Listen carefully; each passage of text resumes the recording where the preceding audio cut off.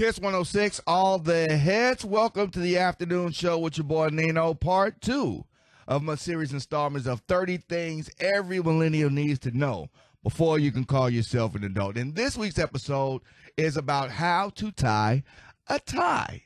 And there are two ways to tie a tie. You've got the half Windsor knot and you've got the full Windsor knot. The half Windsor is kind of the thinner headed kind of knot at the top for shirts that have like narrower collars and things like that. And then you've got those wider collar shirts. You know, you see a lot of the athletes and entertainers wearing what they usually wear what's called a full Windsor knot. Now, we'll start with the half Windsor knot. The half Windsor knot, you want to take a tie. See, you have a long tie here.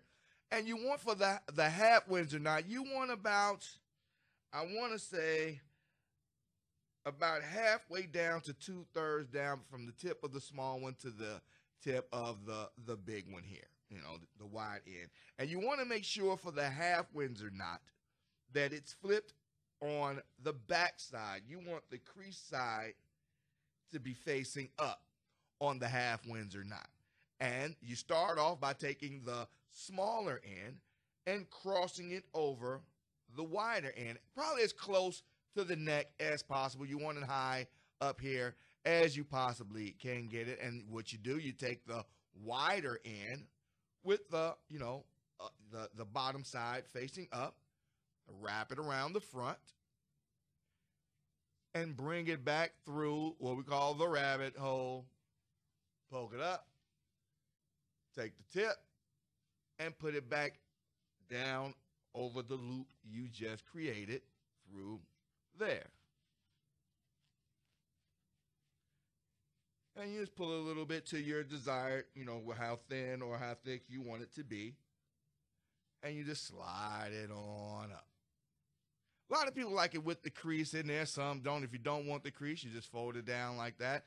And then you've got underneath here, if you don't happen to have a tie clip, that's what they have these little loops here for. You take the smaller end of the tie and tuck it into the loop to hold it in place. That way it's not just flying all loose outside of the big one. If you have a tie clip or whatever, you can use the tie clip. You can make the adjustments to the tie as you need to. And that is the half Windsor knot. A little bit easier to do, not as, you know, full as the full Windsor, but that's why they call it the full Windsor knot. Now, to do the full Windsor, we'll just take this right on off.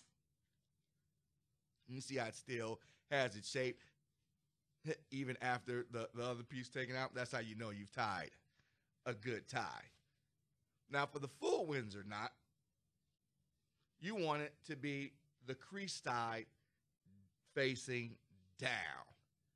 And since you're going to be using a lot more, of this side of the tie, you want to make sure you have a lot more of it hanging down versus, you know, the smaller end of the tie. You're using it with the crease side down this time. And this is for the full Windsor knot, the one that has a little bit of a wider berth up here at the top. So now for the full Windsor, what you want to do is cross the wide end over the small end. You know, we're starting differently now because we've got to go twice around the hole, as they say, twice around the knot. So cross it over. Bring that through. You got one loop down there. Now what you want to do, bring that around for a second time and tuck that down. And that gives it that kind of a square T, you know, Y-shaped, fuller. You see how it's kind of wrapped on both ends here versus the half Windsor. You only wrapped around on one part of the thin piece. So, and this is why you need a lot more room at the end of the fatter side, because you got a lot more wrapping around to do. So now that you're back down here, wrap it around again to create the front face of the tie. Bring it back up the hole and tuck it down the middle.